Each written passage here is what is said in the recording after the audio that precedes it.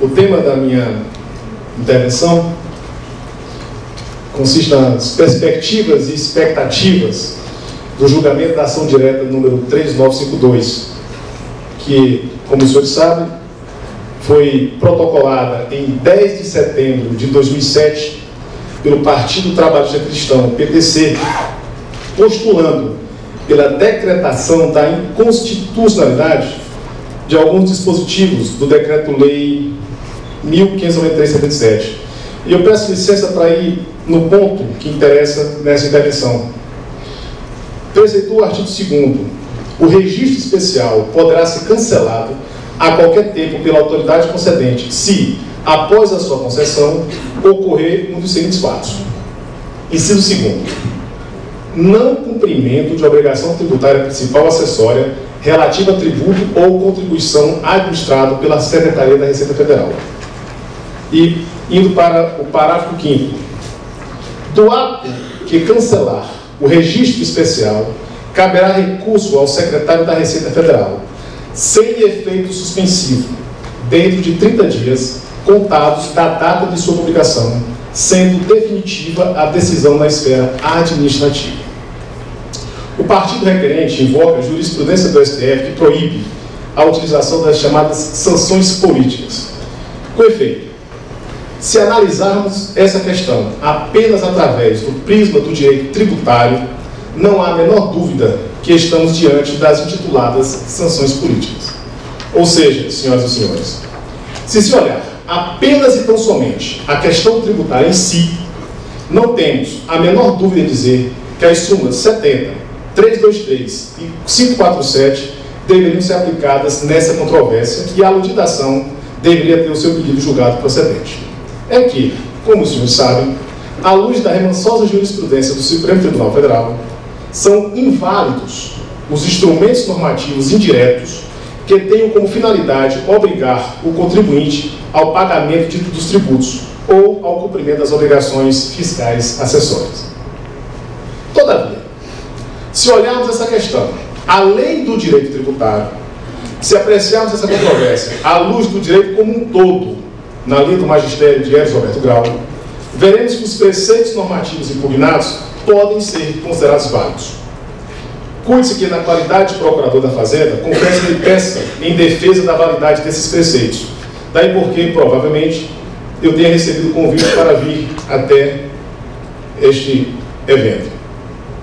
E nesse trabalho, fiz a defesa da validade jurídica, da validade normativa desses preceitos normativos impugnados. Pois bem, em 21 de outubro de 2010, vejam, senhores, abro parênteses para ver como o tempo da corte é diferente do tempo da sociedade. Essa ação foi protocolada em 2007.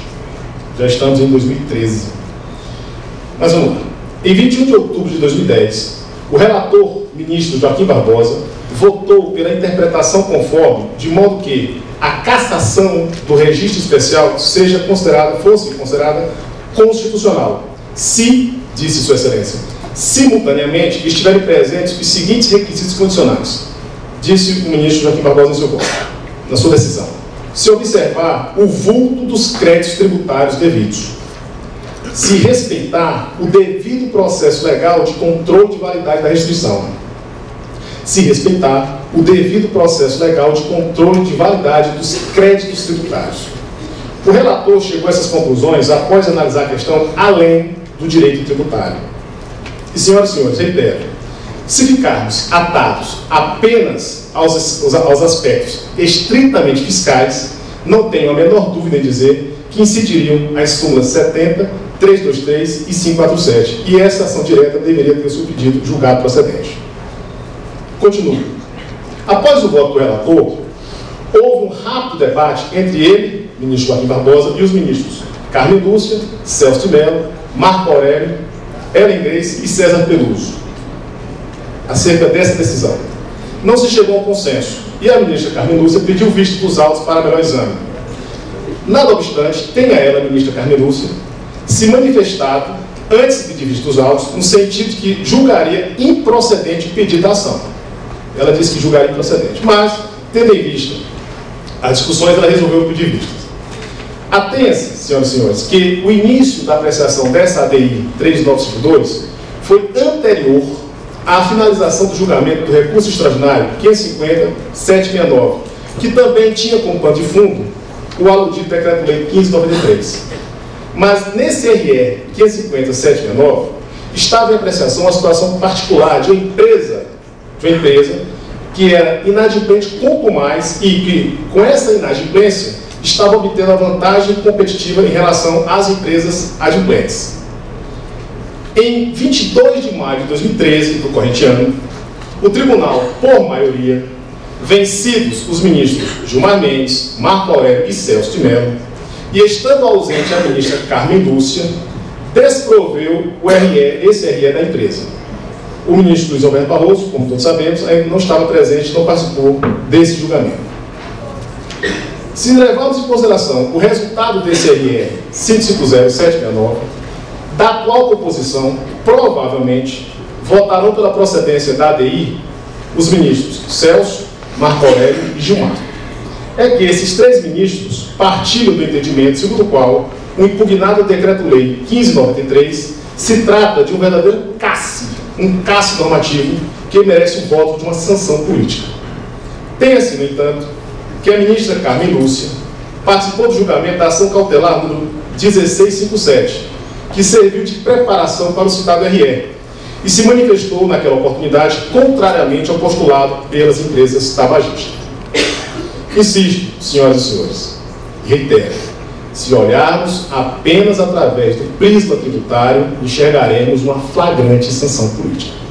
Mas, se formos além da arrecadação tributária, perceberemos e podemos perceber que esse decreto-lei esteja em conformidade com a Constituição. É que o Estado, e essa foi a linha adotada pelo ministro Joaquim Barbosa e defendida pela Fazenda Nacional, é que o Estado apenas tolera o exercício dessa atividade econômica que fabrica produtos danosos à saúde pública. Esses produtos fumígeros agridem não somente o indivíduo que os consome diretamente, mas têm potencial de causar danos às pessoas que, mesmo sem consumi-los diretamente, podem sofrer com a contaminação da fumaça e do mau cheiro provocados. Essa é a razão pela qual surge o interesse público, e não apenas estatal, mas interesse social, de embaraçar e dificultar a produção e o consumo de cigarros. Esse embaraço encontra respaldo tanto na legislação nacional quanto na legislação estrangeira e internacional. Como os senhores sabem, o combate aos produtos fumígeros faz parte da agenda de saúde pública da Organização Mundial de Saúde. Nesse passo, defende a Fazenda, tem defendido a Fazenda, que devem ser draconianas as normas e medidas relacionadas à indústria tabagista.